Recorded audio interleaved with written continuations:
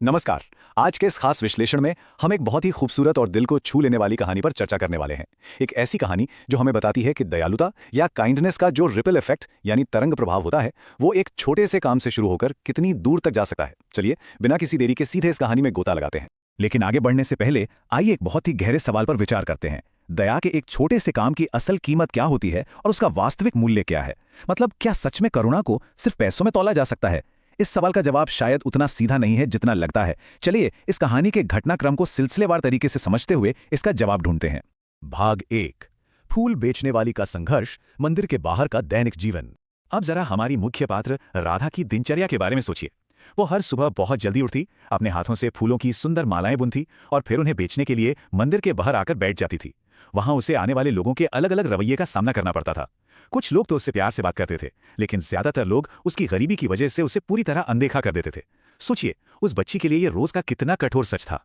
असल में इस छोटी सी लड़की के कंधों पर एक बहुत ही भारी और असंतुलित बोझ था। एक तरफ भारी जिम्मेदारियां थीं, एक बीमार मां की देखभाल और पूरे घर को अकेले चलाने का भार, और दूसरी तरफ बस नाम मात्र के साधन, सिर्फ फूल बेचकर गुजारा करना, जो पूरी तरह से इस बात पर निर्भर था कि मंदिर में आने वाले लोग उस दिन कितने उदार हैं।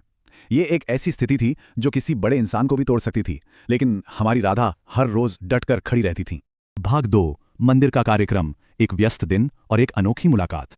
तो होता क्या है कि एक दिन मंदिर में एक बहुत बड़ा कार्यक्रम था। भारी भीड़ के कारण राधा के सारे फूल शाम होने से पहले ही बहुत जल्दी बिक गए।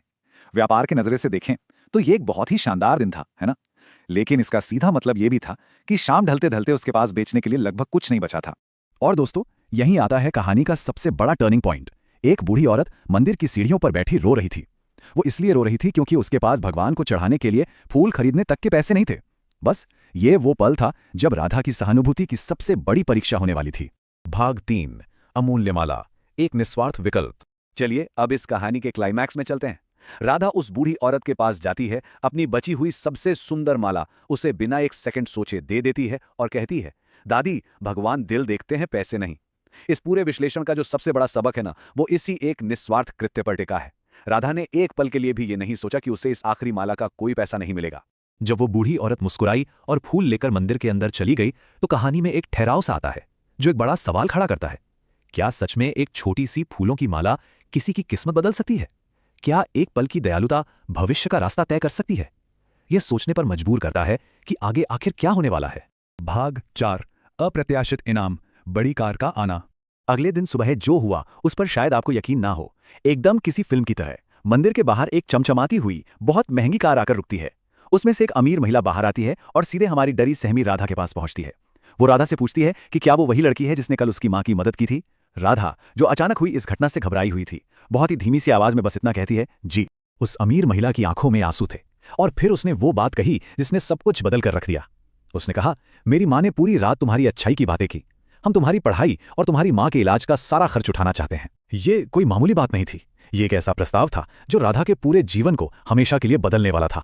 एक रात पहले की गई एक छोटी सी मदद इतनी बड़ी खुशी लेकर लौटी थी जिसकी कभी सपने में भी कल्पना नहीं की गई थी।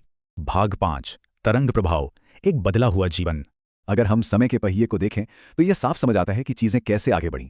शुरुआत होती है एक आम संघर्ष भरी सुबह से, जीवित रहने के लिए एक थका देने वाला दैनिक संघर्ष। फिर आती है शाम, शुद्ध दयालुता का एक निस्वार्थ कृत्य।